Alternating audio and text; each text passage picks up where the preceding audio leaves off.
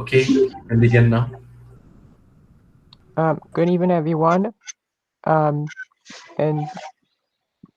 we'll be talking about Chapter 5, Understanding Others, which will be presented by me, Maria Ramnat, and Natasha Francis. Good evening, everyone. Hi there.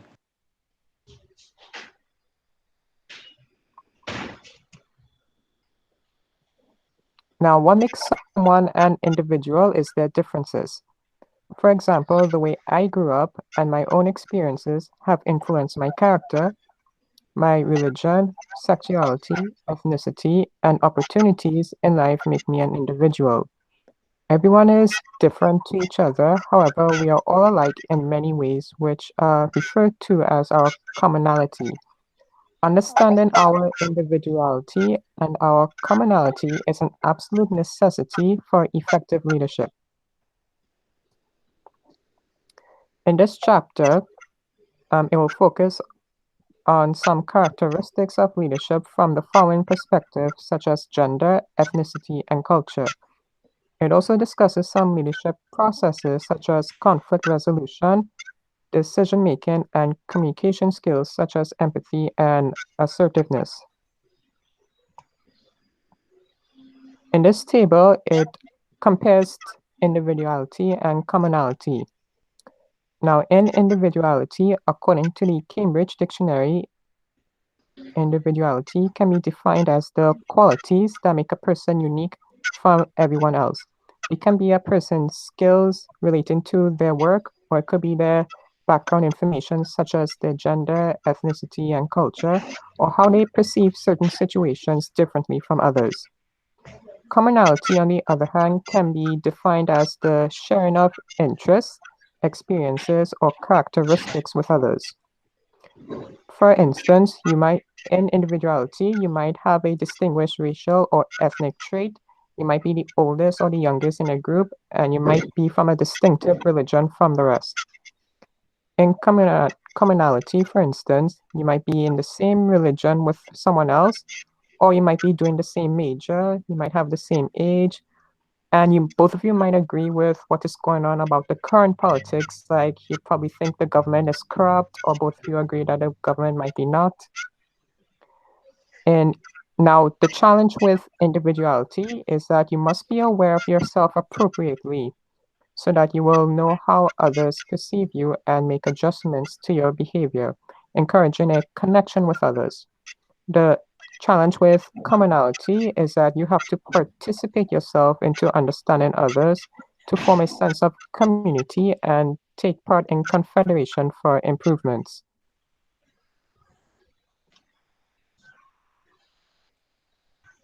Next, we'll be talking about understanding gender diversity. Natasha, I think I could hear something from your speaker. Can you please mute your mic, please?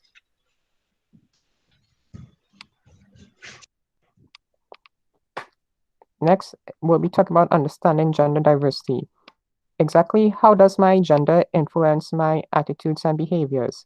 In addition, how does my experience as a man or woman shape the worldview of others? Everyone deals with both sex roles and gender roles. This table will differentiate these two. In sex roles, there are the expectations resulting from biologies, like pregnancy and muscle mass. People can be born as male or female. However, they are also taught how to be masculine or feminine based on their biological characteristics that are expected to be suitable.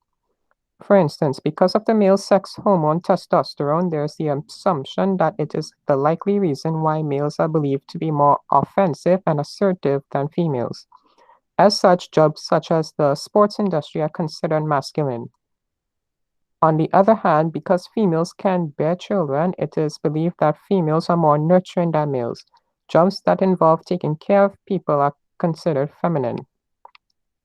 Now, in gender roles, they refer to a pattern of appearance and personality and behavior that in a given culture is associated with being a boy, man, or male, or being a girl, woman, or female. A person's gender role may or may not conform to what is expected based on a person's sex assigned at birth. So you may have a female that kind of acts more like a man, or you may have a male that acts more like a female, for instance. Gender role may also refer to the social role one is living in. Example, as a man, a woman, or another gender, with some role characteristics conforming and others not conforming to what is associated with women or men in a given culture at and time. Next, we'll be talking about understanding cultural diversity. Culture is the various psychological expressions in which a group of people is created for survival in a certain environment. Cultural diversity is often equivalent to multiculturalism. According to the Encyclopedia Britannica, multiculturalism is the view that cultures, races, and ethnicities, particularly those of the minority groups, deserve special acknowledgement of their differences within a dominant culture. An example is in Trinidad is the minority group called the Santa Rosa First Peoples Community in Arima. Next, we'll be talking about understanding international diversity. It is specified to be the diversity among the cultures of different countries. For example, the recent influx of Venezuelans into Trinidad creates a diversity of cultures. Understanding how to work with persons from other countries is challenging, but can be both exciting and rewarding. One of the great opportunities afforded to us as college students is the chance to get to know and work with students from other nations, and if you have the opportunity to study abroad. Next, we'll be talking about your cultural heritage. Cultural heritage is an expression of the ways of living developed by a community and passed from generation to generation, including customs, practices, places, objects, artistic expressions, and values. Cultural heritage is often expressed as either intangible or tangible cultural heritage. Example, some religious festivals like Diwali and Hosea are celebrated in Trinidad, and I think only yesterday the spiritual Shelter Baptist. As part of human activity, cultural heritage produces tangible representations of the value systems, beliefs, traditions, and lifestyles. As an essential part of the culture as a whole, cultural heritage contains these visible and tangible traces from antiquity to the recent past.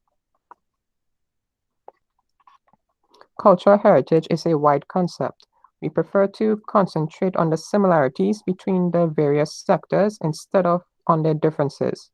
Cultural heritage types can be distinguished in built environment, natural environment, and artifacts.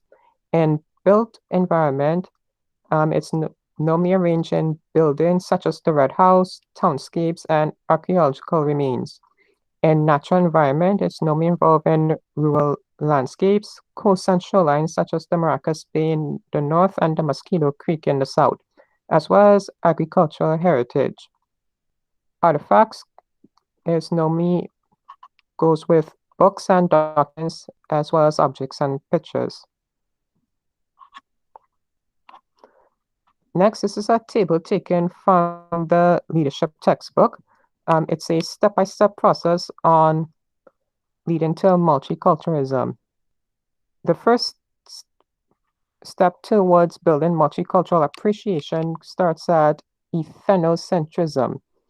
This is a human survival response that tells us our own culture is best.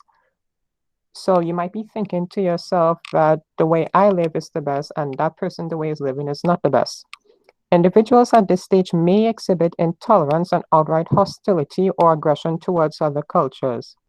Individuals who do not move beyond this stage tend to feel their culture is superior and impose it on others. The second step is awareness.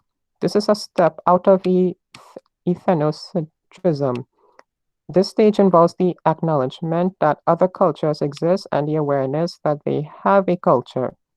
The individual at this stage becomes aware that differences are culturally based and that they are part of a given people's way of thinking and acting. Next is understanding. In this stage, it involves the acquiring of knowledge and information about other cultures on a rational cognitive level. The individual begins to piece together the puzzle of the other culture from pieces of information about values and their customs. It occurs in a detached and separate way. Next is acceptance. Individuals at this stage accept the validity of other cultures without comparing or judging them against one's own culture. A change in attitude of it's okay for them occurs a relativistic approach. A live and let live attitude results, and the value of other cultures is for others, not me. Next is appreciating. At this stage, one begins to understand that cultures have their strengths and weaknesses. Such an understanding leads to appreciation and valuing of specific aspects of other cultures. A change occurs from objectivity to subjectivity, considering cultural aspects in terms of one's own identity and values. Next is selective adoptive. The individual at this stage tries to adapt to the new attitudes and behaviors from other cultures, which are believed to be useful and desirable to emulate. Aspects of another culture which have value and worth for the individual personally are integrated into his or her way of thinking, feeling, or acting. Next is multiculturalism. This is an ideal state, and it's still an ongoing process where a person is able to feel comfortable in and communicate effectively with people from many cultures and in many situations. Identities, self-concepts, outlooks, and value formation transcends cultural considerations. They are very open to new experiences, so they will always be learning new cultures as time goes by, which is why it's still an ongoing process. I will now hand you over to Natasha Francis for her to speak on her behalf. Right. Attitudes to one differences. Now, I take this quote from Earl Nightingale. Our attitude toward others determines their attitude towards us. Now, this is a true saying. You tend to get the same thing you put out. If I show kindness and friendliness to one, in return, it shall be the same. If I show negativity and an attitude towards them, of course, I will expect back to get a negative attitude from them. Now, our perspective on how we view others when we are a child may later change throughout our adolescence into adulthood. This is as a result of what was mostly taught to us by our parents, families, and teachers. So from a very young age, our parents or any guardian will show us different guidelines and different norms and ways of living, and we tend to stick with that until we start experiencing things for ourselves. And this in turn contributes to our development or subsequent learning process. So we tend to learn more while we grow. Or I should say, I have learned more while growing or nurturing. Through numerous experiences, these fundamental development fester into what we basically become. And we eventually become more aware of the differences in each individual we come in contact with. So as I learn and I experience different settings, maybe work, school, social, I get to learn and see different behaviors and learn from that. We learn from positive and negative experiences. As a result of these experiences, we develop a dislike or fear for some of these differences. And this is true because sometimes you may experience something and you get a fear for it, not by fully understanding, but what you experience. And in extreme cases, fears can lead to racism, homophobia, or sexism. Whereas other experiences lead us to be appreciative and to embrace many differences. So we get to learn different personalities and different ways and norms of doing things, and we tend to embrace it and appreciate the difference in other people. In this chapter, we look at the riddle cited in chapter 5, which depicts two groups. One is the negative stage of the attitude and the positive stages of attitude. Negative attitude. repulsion, pity, tolerance, and acceptance. Repulsion views people who are different as strange, sick, crazy, and aversive. If I see somebody different than me, I might think they're strange or something will be mentally or physically wrong with them, you know?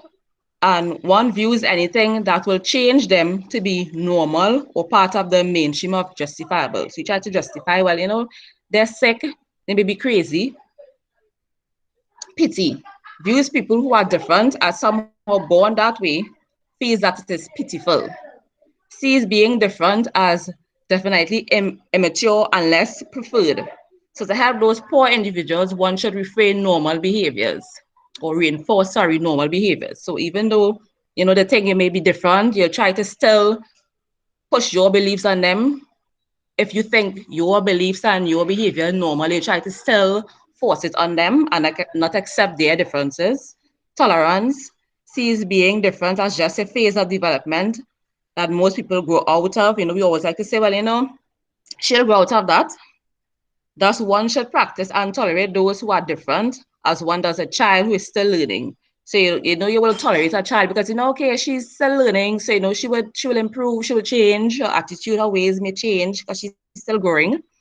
And acceptance implies that one needs to make accommodations for others' differences.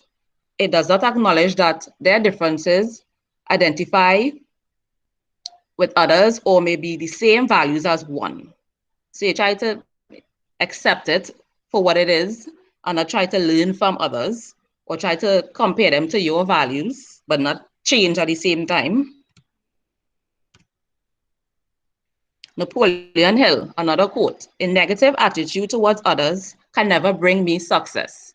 Being negative in any situation can never help you or benefit you in any way. Positive attitudes, they look at support, admiration, appreciation, and nurturance. To support works to safeguard the rights of those who are different. So you try to support people who are different. One may be uncomfortable with oneself, but one is aware of the climate and the irrational unfairness in society. So, you know, I mean, if you are different and other people are thinking you are different, you will be uncomfortable, but you will try to still understand, or you would be aware that society thinks that you are different. Admiration acknowledges that being different in society takes strength. One is willing to truly look at oneself and work on one's own personal biases. So we admire other people for being different and understand it takes strength to be different and stick by their differences. Appreciation values the diversity of people and is willing to confront insensitive attitudes. Nurturance assumes that differences in people are indispensable, and I mean, it is absolute necessary in society to have differences.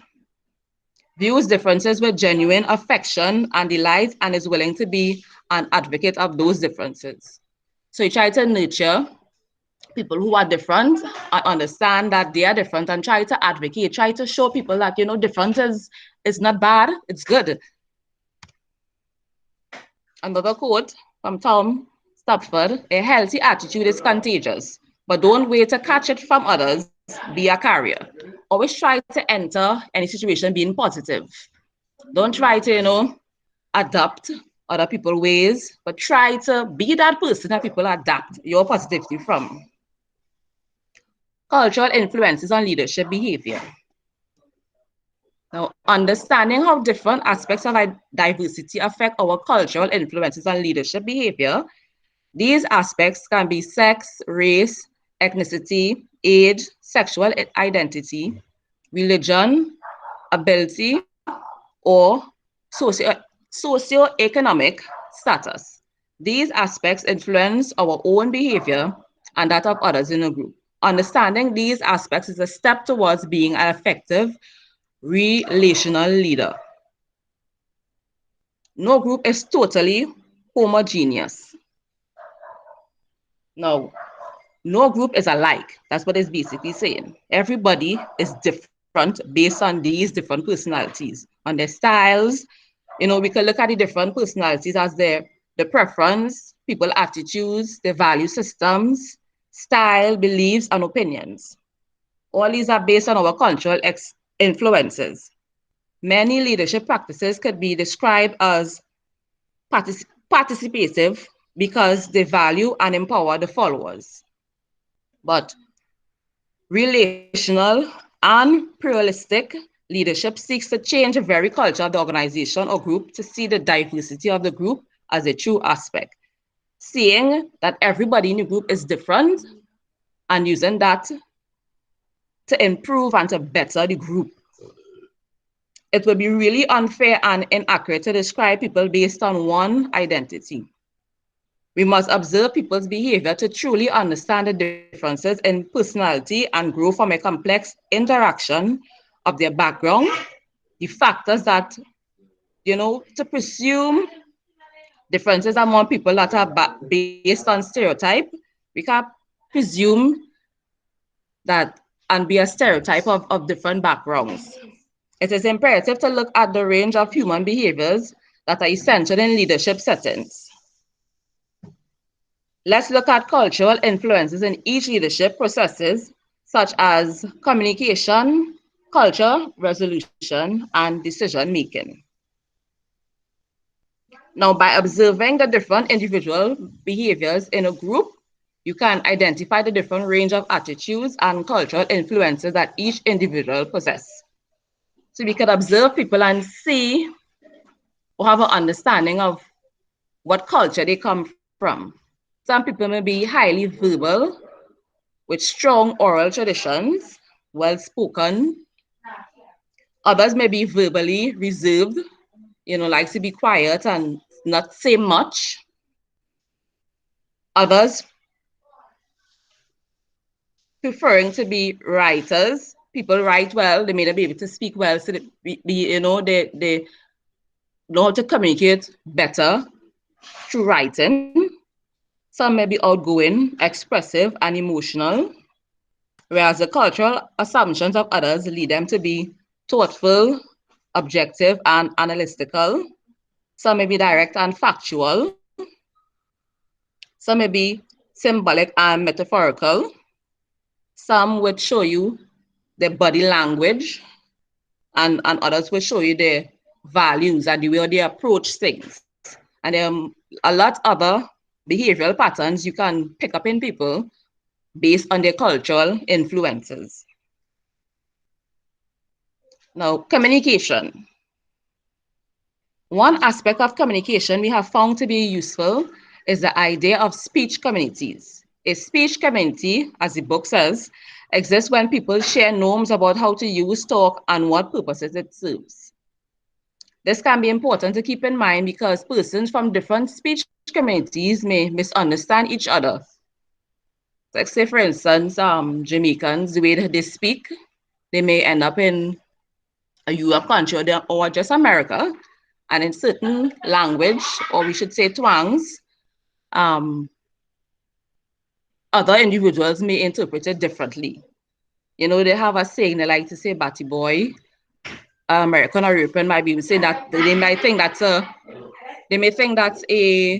greeting and be interpreted and use it wrong. So recognizing and respecting different speech communities increases our ability to participate competently. So we need to understand the way different people communicate and understand the way they use different language. Key roles non-verbal communication play. We communicate with our physical appearance by the personal space. I may not want to sit or be around people. So that is a form of me, showing my way of communicating. Facial expressions, you could always tell, or you can tell sometimes what somebody's thinking based on their facial expressions, their gestures as well, the way they move and they talk. Some people like to talk and the hands always up. They can never have their hand to the sides while they talk. Some people love to touch. They're talking to you, love to touch you, to feel like you're understanding or you're communicating, you're listening to them. They must touch you to make sure that you engage in your attention and eye contact. Some people have to make eye contact, or some people don't like to make eye contact at all. Our expressions of emotions and orientation while communicating all have cultural components according to Anderson. Now, when we are trying to connect with others, it is imperative to remember that different is just different. Different is not wrong. Conflict resolutions. To resolve conflicts, we must first observe individual behaviors to determine how to treat with conflicts and behaviors outlined. Now, I've outlined some behaviors and conflict resolution style below. They have individuals who like to be confrontational, to confront conflicts, and there are some people who are stable, who don't like to face conflicts at all. They may leave others to handle it. Some may encourage taking responsibilities and being accountable. So some people will want to be accounted for their conflicts and try to resolve things. Others may tend to blame. Others will seek harmony and face saving. Some believe that their way is right and are closed off to others' opinions, so some don't want to hear anything at all. Whereas others seek connection among opinions. They want to hear other people's opinion, what they think about the conflict, how they think they could resolve it. Some resolve conflict by being differential to authority. Some use conflict as confrontational to authority figures. They love to confront authority. They always feel they're right and they feel they can oppose the authority. Some people will link resolution to values like harmony with nature. So they always want to be peaceful and natural and want to go the natural route. So here we say conflict resolution ability is very important in leadership, and it is, because to be a leader, you face all type of scenarios where you have to be able to deal with conflict. There is always some degree of conflict to resolve as a leader. It is important to remain ethical, inclusive, and focus on the purpose of the change while maintaining positive relationship. This is necessary. Understanding others can be challenging, yes, but even more necessary in times of conflict when you're a leader. You must be able to understand others and how to deal with it. Decision making. Understanding others is a very important decision tool. You must be able to know how to make decisions. Either those who value the power of minority rule, who prefer voting, those who seek inclusive of minority opinions and value consensus. Now, in different groups, an issue may come up and an immediate resolution may not be able to take place. So the group may put it off and bring it back up at a later date if the group cannot make a decision or come to a conclusion on how to solve and resolve or make a decision. Some believe that hierarchy and authority should decide. They always think that the authorities must make the final decision, whereas others think that experts or those involved should decide. Leaders require communication skills to understand others, not just persuade them. As a leader, you must be able to know how to communicate well and for others to communicate with you, not just being able to say fancy words and persuade them into thinking and believing what you are portraying to them. Understanding one's perspective and preferences, how to effectively communicate points and view to be clearly understood. So you must be able to see other people's perspective and preferences and know how to communicate with them for them to understand you clearly. Leadership and communication. Communication skills and leadership involve far more than persuasive talking or skillful writing, as I was saying before. They must be able to listen and not just hear, but to listen and understand what is being said and portrayed to them. So sometimes they listen, but you don't really understand, and you need to try to listen to understand and grasp what people are saying as a leader, to be able to make decisions. For most of us, hearing is a normal and almost automatic process. Listening, however, is more difficult and is more purposive activity. Requesting one to be intentional or mindful. True listening is far from a passive activity.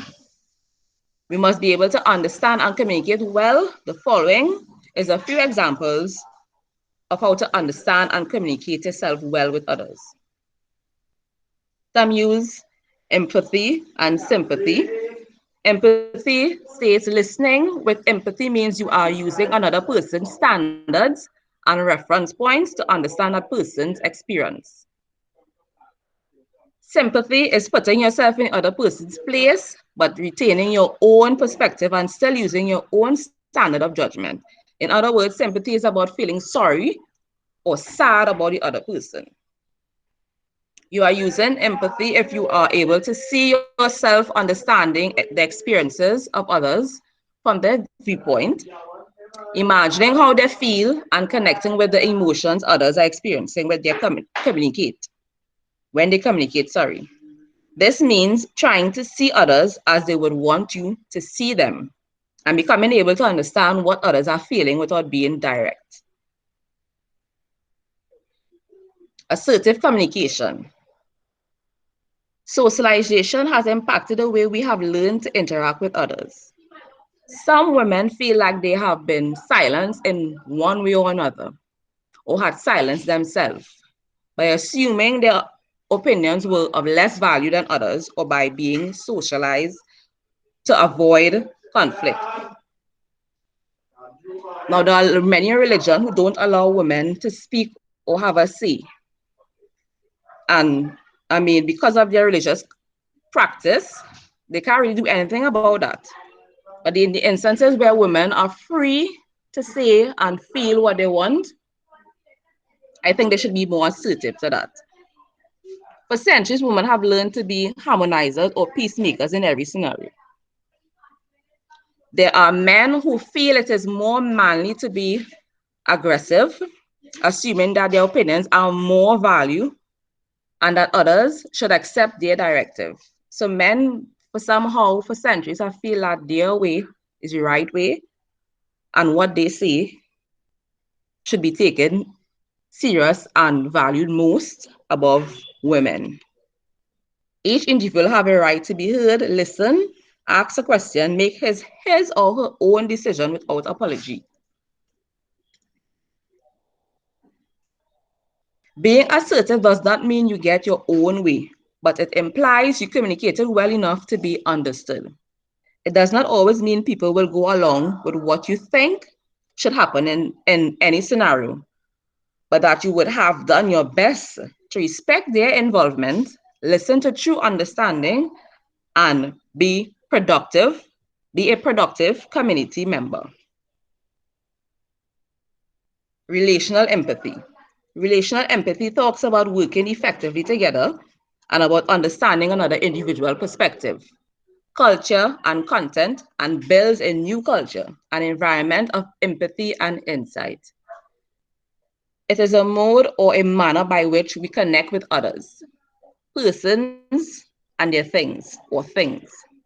Empathy allows people to build social connection with others by understanding what people are feeling and thinking so that we can respond appropriately in social settings or situations. Now, example, imagine me entering a class for the first time and my mindset is, depending on the subject, these bunch of people are know-it-alls, scholars, they feel bright.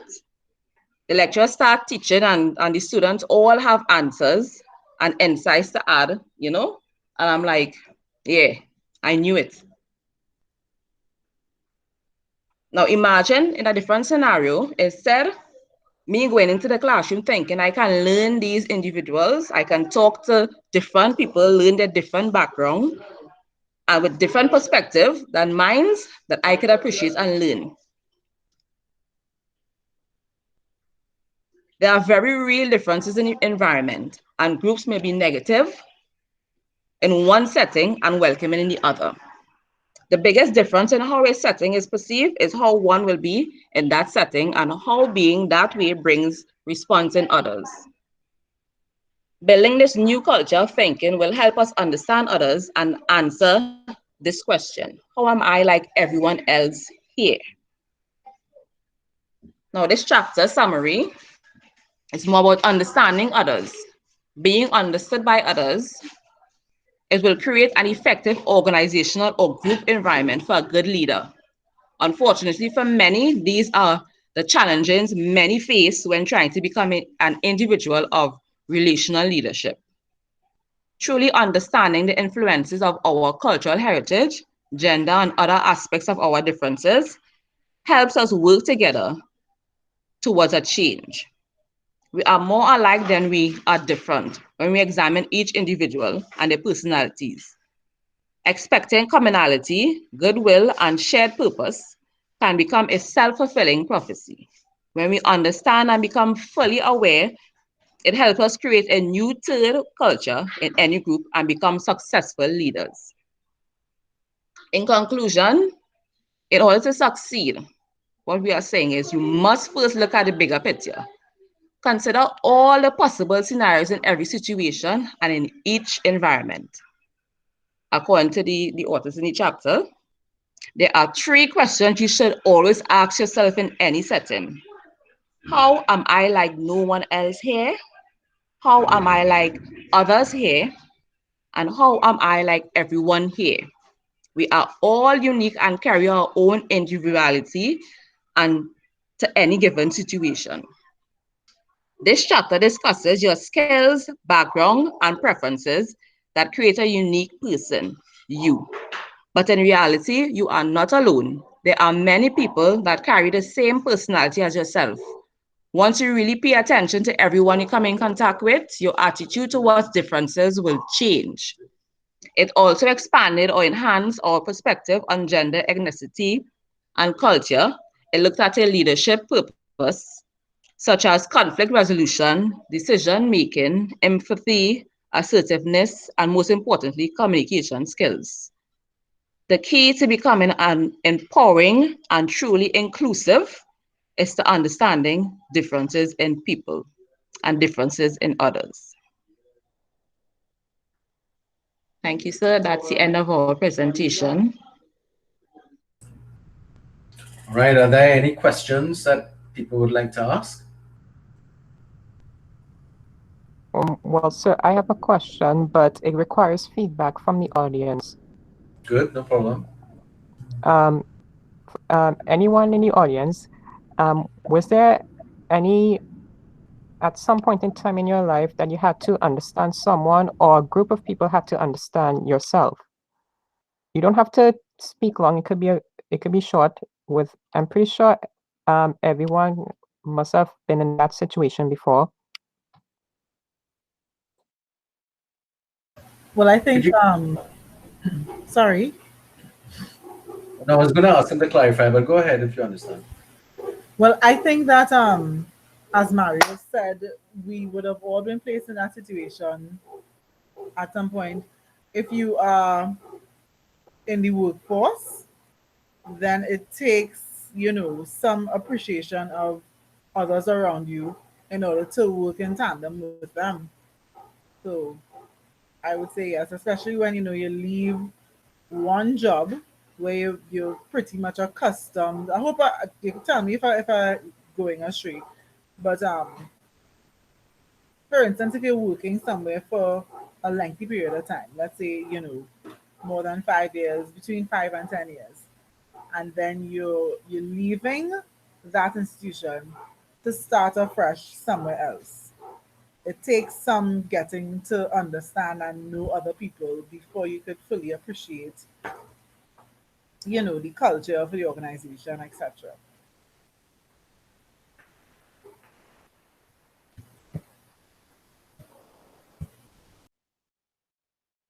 Anyone else?